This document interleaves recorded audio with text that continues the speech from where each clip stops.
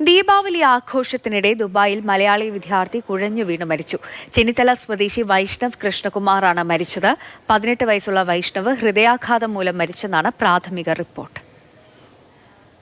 കഴിഞ്ഞ ദിവസം രാത്രി ദുബായ് അക്കാദമിക് സിറ്റിയിൽ ദീപാവലി ആഘോഷിക്കുന്നതിനിടെയാണ് വൈഷ്ണവ് കുഴഞ്ഞു വീണത്. ഉടൻ തന്നെ ആശുപത്രിയിൽ എത്തിച്ചെങ്കിലും ജീവൻ രക്ഷിക്കാനായില്ല. BBA മാർക്കറ്റിംഗ് 1-ാം വർഷ വിദ്യാർത്ഥിയായിരുന്നു 18 വയസ്സുള്ള വൈഷ്ണവ്.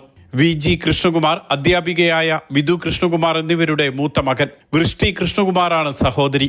പഠനത്തിലും പാഠ്യേതര പ്രവർത്തനങ്ങളിലും അസാമാന്യ കഴിവുണ്ടായിരുന്ന വൈഷ്ണവിന് UAE ഗോൾഡൻ വിസ സമ്മാനിച്ചിരുന്നു. ദുബായ് ജെംസ് അവറോൺ ഇന്ത്യൻ സ്കൂളിൽ പഠിക്കുമ്പോൾ head of school, model united nations ക്ലബിന്റെ പ്രസിഡന്റ്, ഡിബേറ്റ് സൊസൈറ്റി പ്രസിഡന്റ് എന്നീ നിലകളിൽ പ്രവർത്തിച്ചിട്ടുണ്ട്. വൈഷ്ണവിന്റെ മാതാവ് ഇതേ സ്കൂളിലെ അധ്യാപികയാണ്. 2024 CBSE +2 പരീക്ഷയിൽ 97.4% മാർക്ക് വൈഷ്ണവിന് ലഭിച്ചു.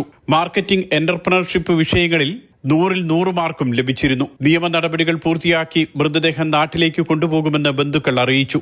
Mathrubhumi news, Dubai.